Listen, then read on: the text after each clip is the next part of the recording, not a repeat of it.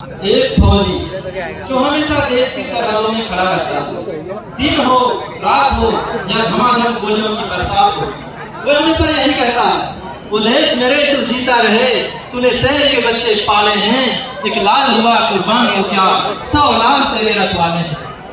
आंखों में तिरंगा लहराए, माथे से वतन की ताक लगे, सीने पे लगे गोली तो क्या वर्दी में कभी ना दाग लगी। नमस्कार, मैं मनोहर महतो आप सभी के सामने एक फौजी के जीवन का एक झलक दिखाना चाहता हूँ। हम फौजी हैं, लेकिन बारूद से नहीं बने।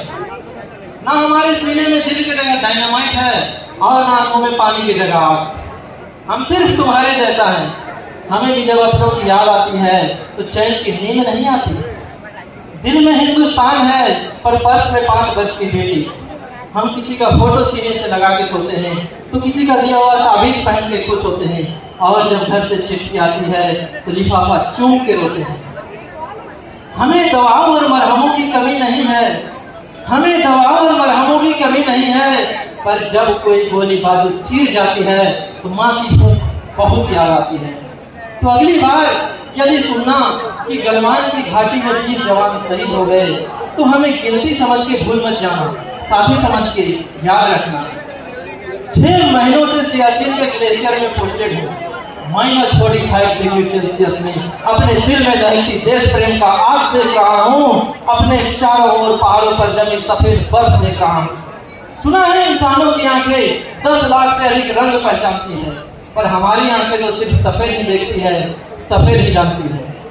इस बार घर से आना काफी मुश्किल रहा। माँ और पिताजी दोनों 70 पार कर चुके हैं। विदाई की तारीख करीब आते ही जी अंदेशों से भर जाता था। कहीं आखिरी मुलाकात ना हो ये सोच के डर जाता था। 4 दिन बाद राखी थी। बहन ने बहुत रोका पर उसका दिल तोड़ के आ गया। मेरी छोटी सी बच्ची यदि जग जाती तो मेरे पाँव में अपने आंसुओं की जंजीर डाल जाती तो उसे सोता छोड़ के आ गया। स्टेशन तक पत्नी छोड़ने आई थी।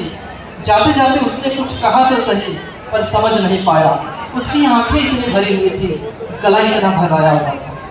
मेरी ये कहानी सुनकर आप मुझ पर अफसोस ना करें, अपने रिश्तों की कद्र करें जो आपके पास उन्हें संभाले।